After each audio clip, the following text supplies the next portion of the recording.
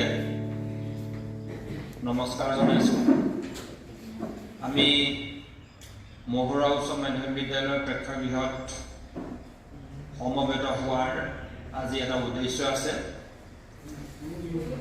আমাৰ youth and eco club মহুৰা স্কুলৰ ৰদালি নামেৰে যিটো ইউথ এণ্ড ইকো ক্লাব আছে, এই ইকো ক্লাবৰ সৌজন্যত আজি ছাত্ৰ ছাত্ৰীসকলৰ মাজত স্বাস্থ্য সজাগতা সম্পৰ্কীয় আমি অকণমান বক্তৃতা প্ৰদান এটা অনুষ্ঠান কৰিব বিচাৰিছোঁ। আৰু এই অনুষ্ঠানলৈ আমি কমাৰগাঁও চিকিৎসালয়ৰ দুগৰাকী বিষয়াক আমন্ত্ৰণ কৰি আনিছোঁ। আমি প্ৰথমেই এই দুয়োগৰাকী বিষয়াক সকলোৰে আগত আনুষ্ঠানিকভাৱে চিনাকি কৰি দিব খুজিছোঁ। আমাৰ মাজত উপস্থিত আছে কমাৰগাঁও চিকিৎসালয়ৰ বহুমুখী স্বাস্থ্যকৰ্মী সন্মানীয় হিমাংশু দাস ডাঙৰীয়া। এয়া হিমাংশু দাস ডাঙৰীয়া। আৰু আমাৰ বিদ্যালয়ৰ পৰিয়ালবৰ্গৰ তৰফৰ পৰা এখনি গামোচাৰে বৰণ কৰিবৰ কাৰণে বিদ্যালয়ৰ সহকাৰী প্ৰধান শিক্ষক প্ৰহ্লাদ দাস ডাঙৰীয়াক মই আহ্বান জনাইছোঁ।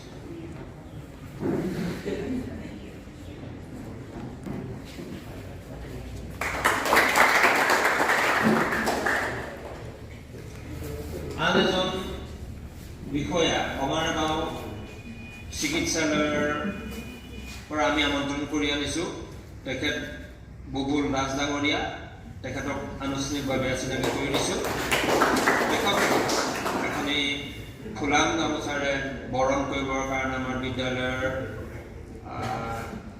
শিক্ষক সুচেন দত্ত ডাঙৰীয়াক মই আহ্বান জনাইছোঁ।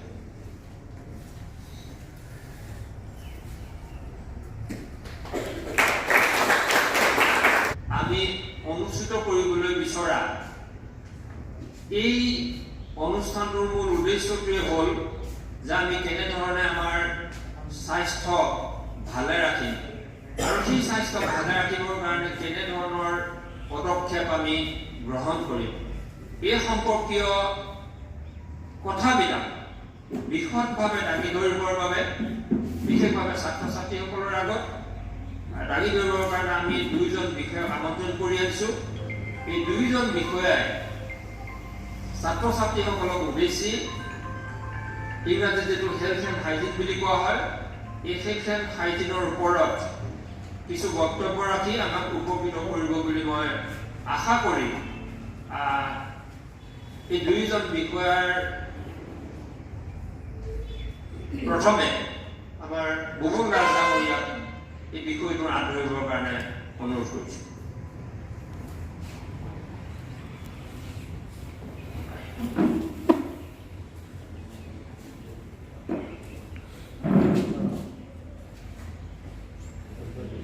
ধন্যবাদ।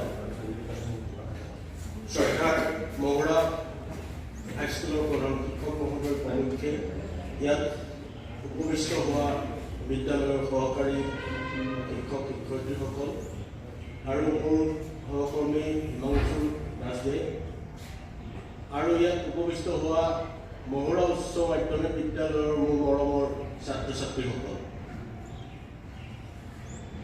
ইয়াত আমি সমবেত হোৱাৰ উদ্দেশ্যটো ইতিমধ্যে তোমালোকে গম পাইছাই যে এটা উদ্দেশ্যটো অতি মহৎ। কাৰণ হেল্থ এণ্ড হাইজিনৰ ওপৰতেই আজি দুআষাৰ ক'বৰ কাৰণে আমাক স্বাস্থ্য বিভাগৰ ফালৰ পৰা নিমন্ত্ৰণ কৰি অনা হৈছে।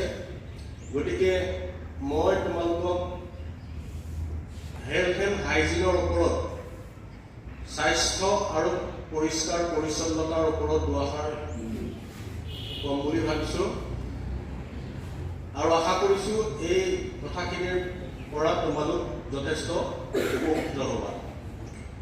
এতিয়া কথা হ'ল স্বাস্থ্য বুলি কওঁতে আমি সাধাৰণতে সুস্বাস্থ্যনো কি সেইটো গম পাব লাগিব।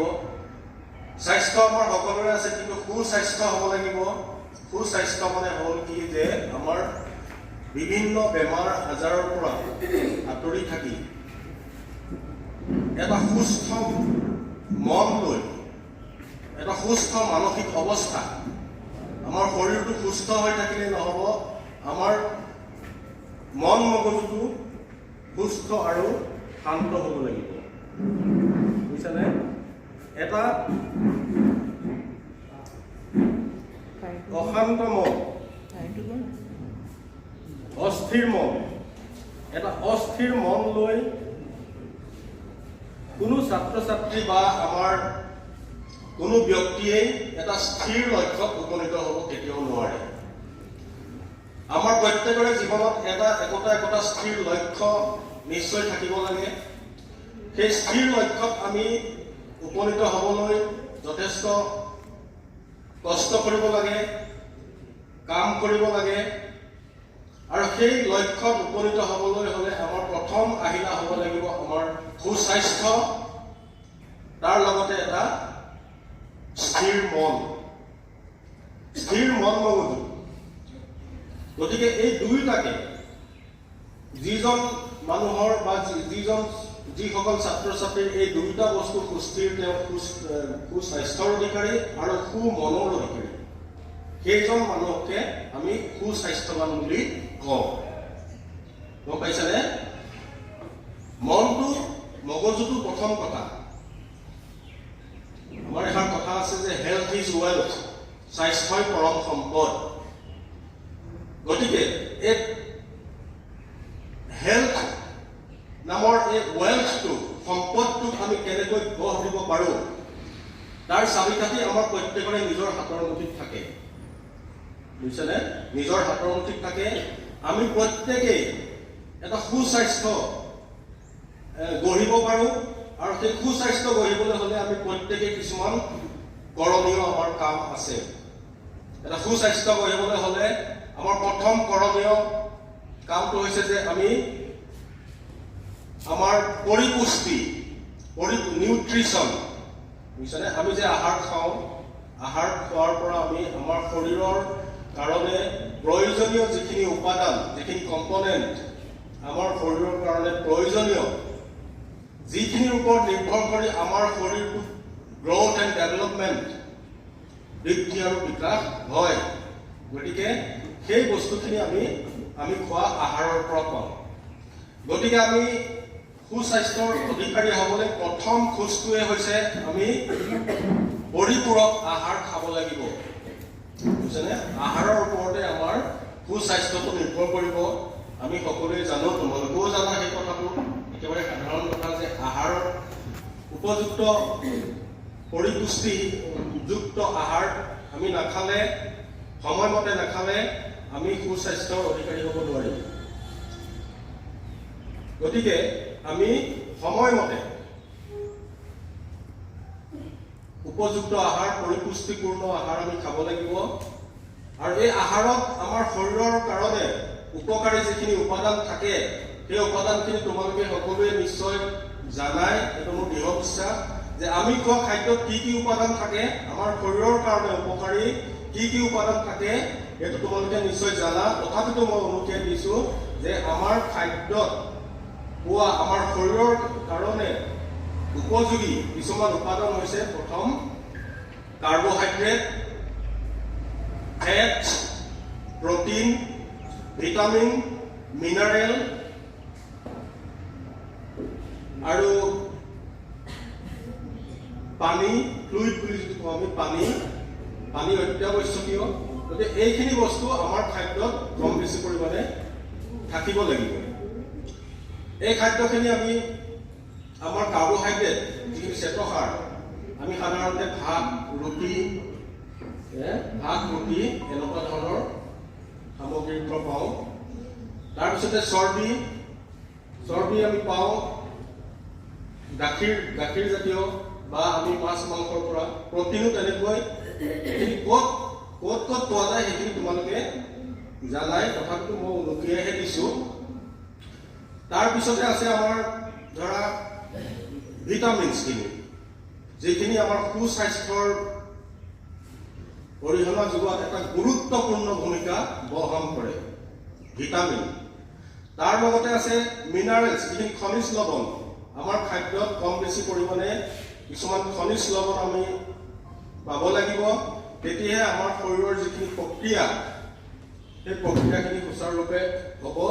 আৰু এই খনিজ লৱণৰ অভাৱত আমাৰ বেলেগ বেলেগ খনিজ লৱণৰ অভাৱত আমাৰ দেহত কিছুমান ৰোগৰ সৃষ্টি হ'ব পাৰে, গম পাইছানে?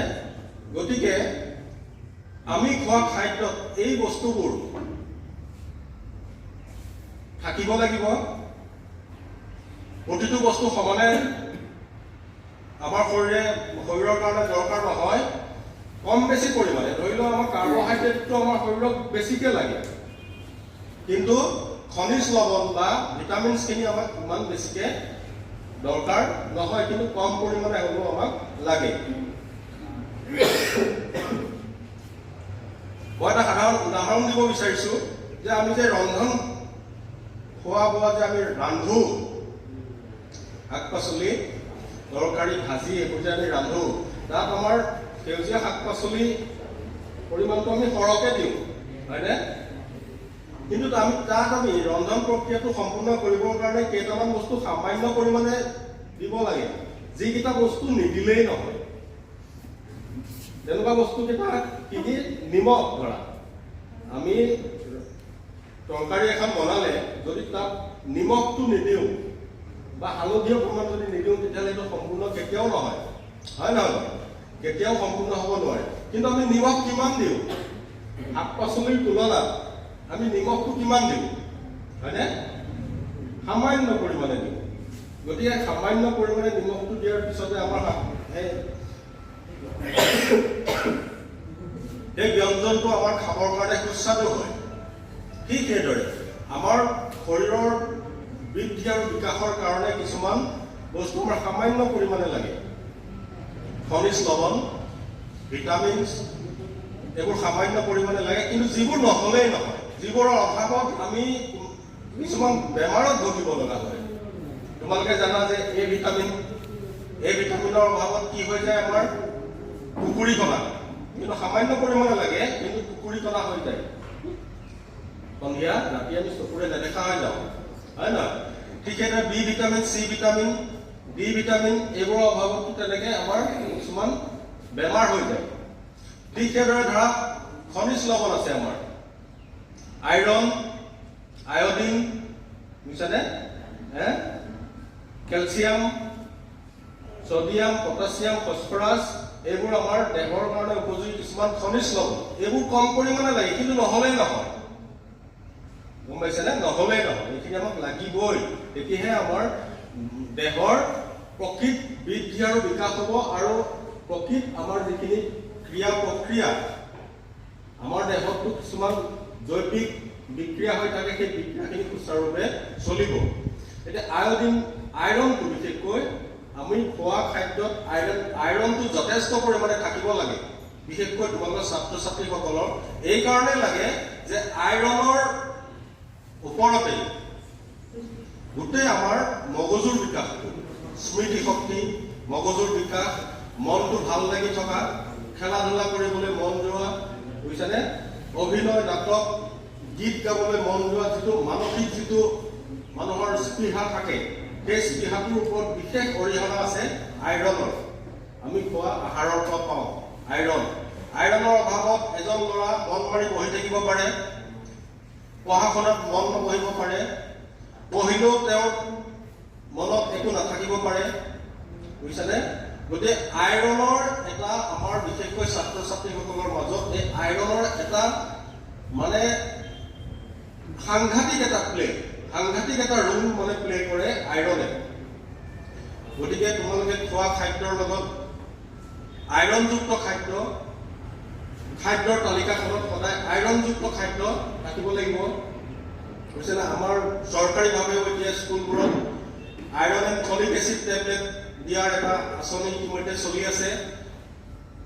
এতিয়া সদ্যহতে এই কোভিড পৰিস্থিতিৰ কাৰণে এই আঁচনিটো কিছু অলপ স্থবিৰ হৈ পৰা দেখা গৈছে, কিন্তু আকৌ সেইটো আমাৰ চৰকাৰীভাৱে এইটো আঁচনি স্বাস্থ্য বিভাগৰ ফালৰ পৰা আছেই। তোমালোকে প্ৰত্যেকেই আইৰণ টেবলেটটো খাবা। তাৰপিছতে আহিল এইখিনি আমি আৰু এটা কথা কৈছো আমি খোৱা আহাৰ যেহেতু আহাৰৰ ওপৰতে আমাৰ স্বাস্থ্যটো নিৰ্ভৰ কৰিছে আহাৰটো মূল বস্তু যে আহাৰটো আৰু এটা কথা আছে কি সমতুল আহাৰ বুলি ক'লে তোমালোকে বুজি পাইছানে বাৰু বেলেন্স ডায়েট বুজি পাইছানে কোনোবাই ক'ব পাৰিবা নেকি বেলেন্স ডায়েট সমতুল আহাৰনো কি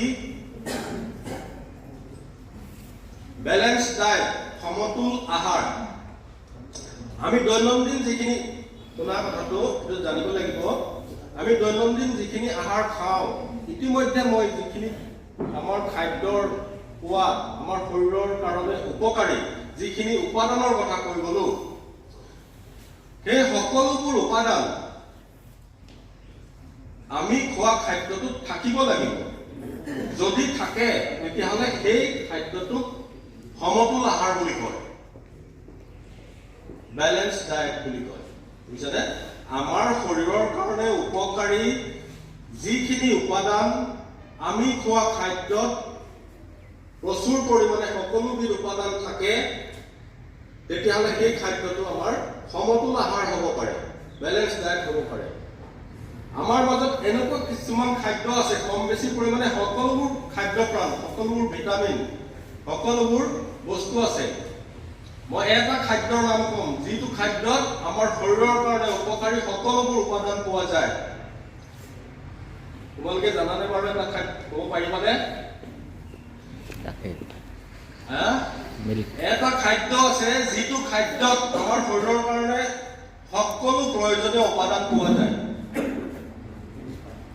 এই খাদ্যটো হৈছে গাখীৰ তোমালোকে মন কৰিছা নিশ্চয় যে বাচ্চা এটা জন্ম হোৱাৰ পিছত ছমাহ অকল মাকৰ গাখীৰ খাই জীয়াই থাকে হয় নহয় বাৰু কিন্তু সেই ছমাহ অকল গাখীৰ খাই জীয়াই থকা অৱস্থাত সেই ছমাহ কাল শিশুটো দেখিবলৈ কিমান সুন্দৰ হয়নে ইমান সুন্দৰ হয় দেখিলেই মৰম লগা হয় ছালৰ যি উজ্জ্বলতা হয় নহয় সকলোখিনি উপাদান সেই মাকৰ গাখীৰতে থাকে গাখীৰ খোৱাৰ অভ্যাস কৰিবা তেতিয়া আমাৰ শৰীৰৰ সকলো দিশত মানে বিকাশটো হ'ব বুজিছেনে এইখিনি হ'ল বেলেন্স ডায়েট ক'লো আমি খোৱা খাদ্যৰ সকলোখিনি উপাদানৰ কথা ক'লো এইখিনিতে আমি এটা কথা অতি গুৰুত্বপূৰ্ণ কথা ক'বলৈ গৈ আছো যে আমি ঠিক আছে সকলো আমি পৰিপুষ্টিপূৰ্ণ সকলো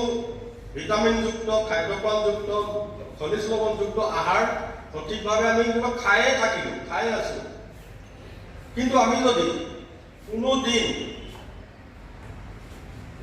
খাইছো আৰু পঢ়িছো বুজিছানে একো কাম বন নকৰো শাৰীৰিক ব্যায়াম যোগাসন এক্সাৰচাইজ যদি আমি নকৰো খেলা ধূলা যদি নকৰো তেতিয়াহ'লে আমি সুস্বাস্থ্যৰ অধিকাৰী হ'ম নে নহওঁ বুজিছানে খোৱা বোৱাৰ লগতে আমাৰ সুস্বাস্থ্যৰ অধিকাৰী হ'বলৈ তোমালোকে খেলা ধূলা কৰিব লাগিব যোগাসন ব্যায়াম তোমালোকৰ দৈনন্দিন জীৱনত প্ৰত্যেকেই ল'ৰাই হওক বা ছোৱালীয়ে হওক ৰাতিপুৱা বা গধূলি অকণমান ব্যায়াম কৰিবৰ কাৰণে অকণমান সময় উলিয়াই ল'বা ব্যায়ামটো আমাৰ শৰীৰৰ কাৰণে বহুত উপকাৰী বুজিছানে বহুত উপকাৰী আমি অকল খোৱা বোৱাত গুৰুত্ব দিলে নহ'ব আমি শাৰীৰিক শ্ৰম কৰিব লাগিব শৰীৰটো সুন্দৰ সুঠাম স্বাস্থ্যৱান কৰিবলৈ বুজিছানে স্বাস্থ্যৱান কৰিবলৈ আমি কাম কৰিব লাগিব কাম মানে ঘৰুৱা কাম কৰিলেও হ'ব অকণমান সময় ঘৰুৱা কাম কৰিব পাৰা বা খেলা ধূলা কৰিব পাৰা বা ঘৰত যোগাসন কৰিব বা এক্সাৰচাইজ কৰিব পাৰা এই ব্যায়ামে আমাৰ শৰীৰৰ বহুতখিনি উপকাৰ সাধন কৰে বিশেষকৈ আমাৰ ৰক্ত সঞ্চালন প্ৰক্ৰিয়াটো ব্লাড চাৰ্কুলেশ্যন বুজিছানে ব্লাড চাৰ্কুলেশ্যনটো আমাৰ খুব ভাল কৰে গতিকে এইখিনি তোমালোকে মেইনটেইন কৰিবা সুস্বাস্থ্যৰ অধিকাৰী হ'বলৈ হ'লে এইখিনি কৰিবই লাগিব খেলা ধূলা খোৱা বোৱাত গুৰুত্ব খেলা ধূলা এইখিনি কৰিব লাগিব এইখিনি তোমালোকে কৰিবা এতিয়া স্বাস্থ্যৰ কথাটো মই ইমানকে ক'লো এতিয়া মই ক'বলৈ ওলাইছো হাইজিন পৰিষ্কাৰ পৰিচ্ছন্নতা বুজিছানে পৰিষ্কাৰ পৰিচ্ছন্নতাটো হ'ল আমি প্ৰত্যেকৰ কাৰণে এটা অবিচ্ছেদ্য অংগ, যিটো নকৰিলে আমাৰ দৈনন্দিন জীৱনটো মানে কিবা কলুষিত হৈ পৰিব। বুজিছে নাই? প্ৰথমে প্ৰত্যেকে আমি নিজক পৰিষ্কাৰ পৰিচ্ছন্ন কৰি ৰাখিব লাগিব। প্ৰথমে নিজক পৰিষ্কাৰ পৰিচ্ছন্ন কৰি ৰাখিব লাগিব। তাৰ পিছত ঘৰখনৰ প্ৰত্যেকে নিজে যদি পৰিষ্কাৰ পৰিচ্ছন্ন হয়, ঘৰখন পৰিষ্কাৰ পৰিচ্ছন্ন হ'ল। বিদ্যালয়লৈ তোমালোক ছাত্ৰ ছাত্ৰী আহিছে, প্ৰত্যেকেই যদি পৰিষ্কাৰ পৰিচ্ছন্ন হৈ পৰিষ্কাৰ পৰিচ্ছন্ন কাপোৰ পেণ্ট চাৰ্ট সকলোৱে যদি পিন্ধি আহা, পৰিষ্কাৰ পৰিচ্ছন্ন, প্ৰত্যেকে চাফ চিকুণ হৈ আহা, প্ৰত্যেকৰ নখ চুলি জোতা চেণ্ডেল চব যদি ভালকে, স্কুলখন পৰিষ্কাৰ পৰিচ্ছন্ন হ'ল, ঘৰখন পৰিষ্কাৰ পৰিচ্ছন্ন হ'ল। বুজিছা নাই? পৰিষ্কাৰ পৰিচ্ছন্ন হ'বলৈ প্ৰত্যেকে নিজে দায়িত্ব ল'ব লাগিব। এইখিনি কৰিলে আমি বহুত বেমাৰ আজাৰৰ পৰা হাত সাৰি থাকিব পাৰোঁ। বহুত বেমাৰ আজাৰ অপৰিষ্কাৰ পৰিৱেশত লেতেৰা পেতেৰা হৈ থাকিলে কিছুমান বেমাৰৰ বীজাণুৱে আমাক সহজে আক্ৰান্ত কৰিব পাৰে। সেইখিনিৰ পৰা দূৰত থাকিবলৈ হ'লে আমি নিজক, ঘৰখনক, নিজৰ ঘৰৰ চৌপাশ, নিজৰ চুবুৰীটো, আমাৰ ছ'চাইটি, বুজিছা নাই? এই সকলোকে আমি যদি পৰিষ্কাৰ পৰিচ্ছন্ন হৈ আৱৰ্জনা মুক্ত কৰি ৰাখিব পাৰোঁ, তেতিয়াহ'লে আমাৰ সকলো আমি সুস্বাস্থ্য হৈ বেমাৰ আজাৰ বিহীনভাৱে জীয়াই থকাত আমাৰ সহায় হ'ব। বুজিছা নাই? গতিকে এই হাইজিনটো হ'ল, এতিয়া প্ৰত্যেকে কৰিবলৈ কেইটামান ষ্টেপ আছে, মই কৈ দিছোঁ তোমালোকক। প্ৰথম কথা হ'ল, তোমালোকে প্ৰত্যেকে সদায় গা ধুব লাগিব। বুজিছা নাই? সদায় গা ধুব লাগিব। গা কেলে ধুব লাগিব? আমাৰ দিনটোত বিভিন্ন কাম কৰোঁতে আমাৰ ঘাম ওলায়, বাহিৰত ওলাই যাওঁতে এতিয়া আমাৰ বতাহবোৰ কিমান শুকান, ধূলি মাকতি, হয় নহয়? ক'ৰবাত যাওঁতে গাড়ী ঘোঁৰা, কৰোণাৰ কথাটো ক'বলৈ আছেই, বুজিছানে? গতিকে আমি বাহিৰলৈ ওলালেই কিছুমান লেতেৰা বস্তু চুব লগা হয়, ধূলি মাকতি পৰে। তাৰ উপৰি আমাৰ শৰীৰৰ কিছুমান এনেকুৱা প্ৰক্ৰিয়াত আমাৰ ৰেচন, কিছুমান মলিন বস্তু আমাৰ শৰীৰৰ পৰা নিজে ৰেচন প্ৰক্ৰিয়াৰ দ্বাৰা বাহিৰলৈ ওলাই আহে। গতিকে এইখিনি আমি চাফ চিকুণকৈ কৰিবলৈ হ'লে সদায় আমি গা ধুব লাগে। চাবোন দি ভালকৈ সদায় আমি গা ধোৱাটো প্ৰথম কথা, বুজিছেনে? তাৰপিছত এইখিনিতে এটা কথা আছে গুৰুত্বপূৰ্ণ হাইজিনৰ ওপৰত, যে হেণ্ড ৱাশ্বিং, হাত ধোৱা কথাটো, বুজিছেনে? হাতখন আমি যদি সঘনাই পৰিষ্কাৰ কৰি নাথাকোঁ, আমি হাতখনে বস্তু খাওঁ, আহাৰ গ্ৰহণ কৰোঁ, আমাৰ হাতখনেই যদি পৰিষ্কাৰ নহয়, তেতিয়াহ'লে আমি খোৱা বস্তুটো আমাৰ মানে দূষিত হৈ যাব। বুজিছা নাই? গতিকে খোৱাৰ আগত আমি হাত ধুব লাগিব। আৰু হাতটো ধুব লাগিব বুলি ক'লেই নহ'ব, হাত ধোৱাৰ আগত আজিকালি এতিয়া মানে মই ডিটেইলছ নকওঁ তোমালোকক, হাতটো মই থুলমূলকৈ ক'ম। 6টা ষ্টেপ আছে হাত ধোৱাৰ। সেই 6টা ষ্টেপ মই বেলেগে নকওঁ, কিন্তু এটা কথাই মনত ৰাখিবা, হাতটো ধুওঁতে চাবোন ঘঁহি হাতটো আমি এই বাহিৰে ভিতৰে হাতটোৰ প্ৰতিটো অংশ আমি ঘঁহিব লাগে। বুজিছা নাই? এনে আৰু চাবোন অকণ আনি এনেকৈ পেলাই দিলোঁ, দি পেলাই তিয়াই পেলাই এনেকৈ ধুই পেলাই থৈ গুচি আহিলে নহ'ব। বাহিৰে ভিতৰে আঙুলিৰ ফাক পৰ্যন্ত, তলুৱা পৰ্যন্ত ভালকৈ প্ৰতিটো অংশ আমি ভালকৈ ঘঁহিব লাগিব। বুজিছানে? হেণ্ড ৱাশ্বিঙৰ প্ৰচেছ আছে, 6টা ষ্টেপ আছে। গতিকে 6টা ষ্টেপৰ সাৰাংশটো হৈছে যে প্ৰতিটো অংশ আমি খুব ভালকৈ ঘঁহিব লাগিব, ঘঁহি পেলাই হাত ধুব লাগিব, হাত ধুই পেলাই আমি আহাৰ গ্ৰহণ কৰিব লাগিব। বুজিছানে? তেতিয়া আমি হাতৰ পৰা যিখিনি বীজাণু আমাৰ দেহত সোমাব পাৰে, সেইখিনিৰ পৰা আমি ৰক্ষা পাওঁ। তাৰপিছত আৰু কেতিয়া হাত ধুব লাগিব? আমি নিত্য নৈমিত্তিক যিখিনি আমাৰ দৈনন্দিন ধৰা এই পেচাব পায়খানা যেতিয়া আমি কৰোঁ, তাৰপিছত আমি খুব ভালকৈ হাতটো ধুব লাগিব। বুজিছা নাই?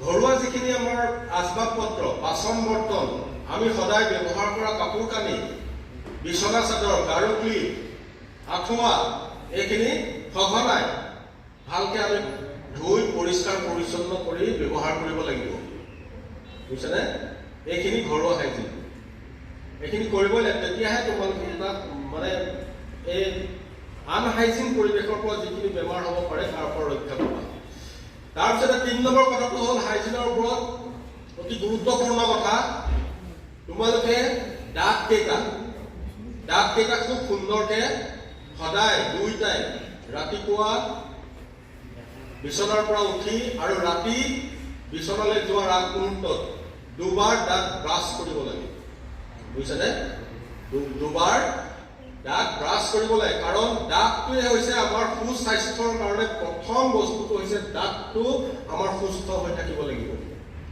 দাঁত কেইটা যদি তোমাৰ বেমাৰী হয় পোকে খোৱা হয় কিবা বস্তু এটা চুবাব নোৱাৰা খাব নোৱাৰা ভালকে তেতিয়াহ'লে আমি খোৱা আহাৰৰ পৰা কিছুমান আহাৰ দাঁত কেইটা যদি বেয়া হয় কিছুমান আহাৰ তোমালোকে খাবই নোৱাৰিবা বুজিছানে গতিকে সেই আহাৰবোৰৰ পৰা আমাৰ শৰীৰৰ কাৰণে উপযোগী যিখিনি বস্তু আমি তোমালোকে যদি খাবই নোৱাৰা তেতিয়াহ'লে আমি সেই উপাদানখিনি পাম জানো আৰু খাওঁতে খোৱা বস্তু ভালকে চুবাই খাব লাগে সেইটো আমি সকলোৱে জানো যে দাঁতকেইটা যদি বেয়া হয় চুবাব পাৰিমনে নোৱাৰো গতিকে দাঁতৰ যত্নটো প্ৰত্যেকে খুব সুন্দৰকে ল'ব লাগিব বুজিছানে আমি দিনটো খোৱা বস্তু আমি কিবা কিবি খাই থাকো খোৱা বস্তুৰ অংশবোৰ আমাৰ দাঁতৰ ফাঁকত কিছু পৰিমাণে হ'লেও সোমাই থাকি যায় সাধাৰণতে সেইটো সহজে উলিয়াব নোৱাৰি গতিকে দিনটো ৰাতি আহাৰ গ্ৰহণ কৰাৰ পিছত তোমালোকে শুবলৈ যোৱাৰ আগমুহূৰ্তত ব্ৰাছ কৰাটো বাধ্যতামূলক কৰিবা নিজৰ সকলোৱে শুবলৈ যোৱাৰ আগমুহূৰ্তত দাঁতকেইটা ভালকে চাফা কৰিহে শুবলৈ যাবা আৰু ৰাতিপুৱা শুই উঠি এবাৰ ব্ৰাছ কৰিবা তেতিয়া তোমালোকৰ দাঁতকেইটা গোটেই জীৱন ভালে থাকিব কিছুমান বয়সস্থ মানুহ চাবাচোন দাঁতকেইটা কিমান ধুনীয়া হৈ থাকে দেখিছা নাই কিন্তু কিছুমান মানুহ কি হয় ৩৫-৪০ বছৰ বয়সতে দাঁত সৰি যায় এনেকুৱা মানুহ দেখিছা নাই ৪০-৪৫ বছৰ বয়সতো দাঁত সৰি যোৱা মানুহ দেখিছো কিন্তু ৮০ বছৰ বয়সতো দাঁতকেইটা একদম চিকচিকীয়া সেইটো কোনোবাই বেলেগে কৰি নিদিয়ে সেইটো তোমালোকে নিজেই কৰিব লাগিব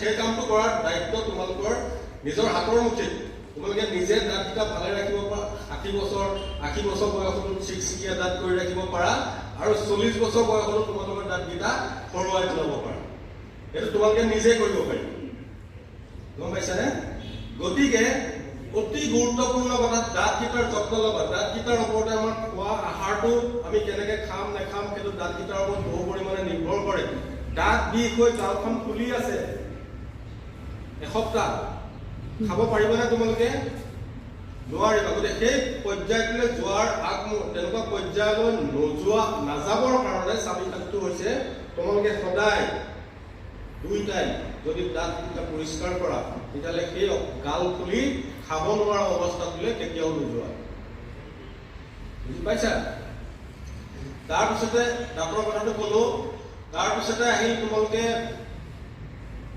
নখ চুলি নখ সপ্তাহত 2 দিন দেওবাৰে কাটিবাই নখৰ মাজত আমাৰ মলি লাগি থাকে এইকেইটা ধুলেও সাধাৰণতে নখৰ ভিতৰৰ পৰা সেই মলিবোৰ ওলাই নাহে বুজিছা নাই এইবোৰ সৰু কথা আমি সকলোৱে জানো কিন্তু আমি ওলাই কৰোঁ বুজিছা নাই ওলাই কৰোঁ গতিকে এইখিনি গুৰুত্বপূৰ্ণ কথা এইখিনিয়ে হৈছে হাইজিন পাৰ্চনেল হাইজিনখিনি আমাৰ নিজক আৰু ঘৰখনৰ প্ৰতিজন ব্যক্তিক পৰিষ্কাৰ পৰিচ্ছন্ন কৰি ৰাখিলে আমি বহুত বেমাৰৰ পৰা আঁতৰি থাকিব পাৰোঁ আৰু প্ৰত্যেকে একোজন সুস্বাস্থ্যৰ অধিকাৰী হ'ব পাৰোঁ আৰু তাৰ লগতে আহি গ'ল আমাৰ ছ'চিয়েল হাইজিন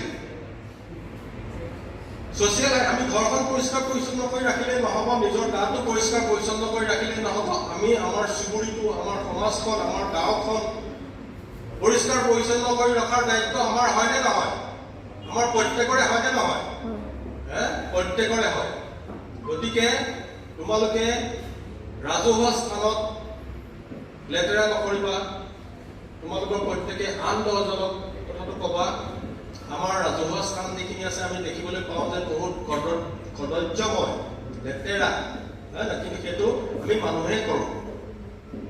আজিৰ যুগত আমি ইমান শিক্ষিত সচেতন নাগৰিক হিচাপে আমি মানুহেই কিছুমান ৰাজহুৱা স্থানত বৰ বেয়াকৈ লেতেৰা কৰি থওঁ। সেইটো আমাৰ এই সভ্য সমাজৰ সেইটো লক্ষণ হ'ব নালাগিছিল, হয় নহয় বাৰু? এইটো চৰকাৰেও বহুত গুৰুত্ব দিছে। আমি ছাত্ৰ ছাত্ৰীসকলে, আমি স্বাস্থ্য বিভাগে বা সামাজিক অনুষ্ঠান NGO এইটোত বহুত গুৰুত্ব দিছে যে আমি ঘৰ সমাজখন পৰিষ্কাৰ পৰিচ্ছন্ন, স্বচ্ছ ভাৰত, বুজিছে নাই?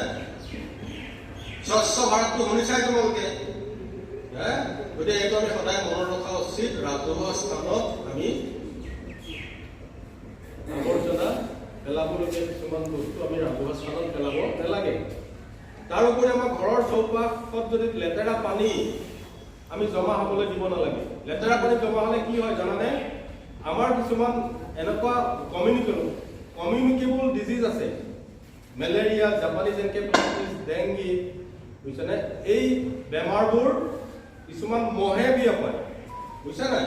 আৰু মহে এই বেমাৰবোৰ বিয়পায়।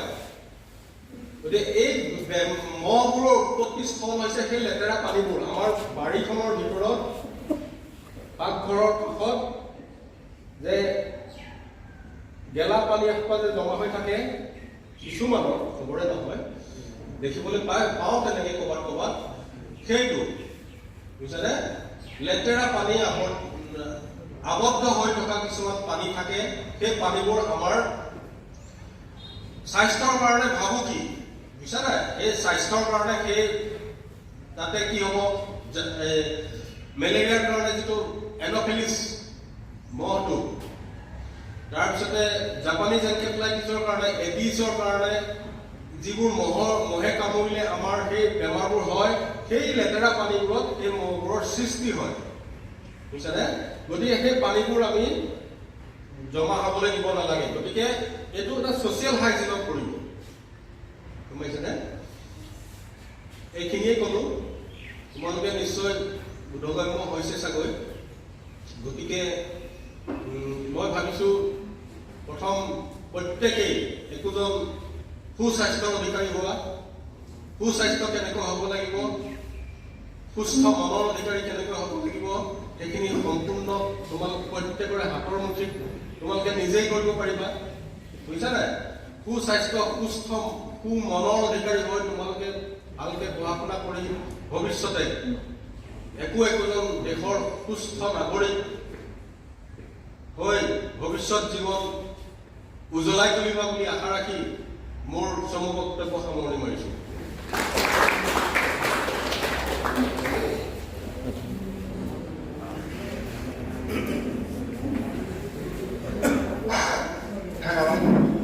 আমি আমন্ত্ৰণ কৰি অনা দুইজন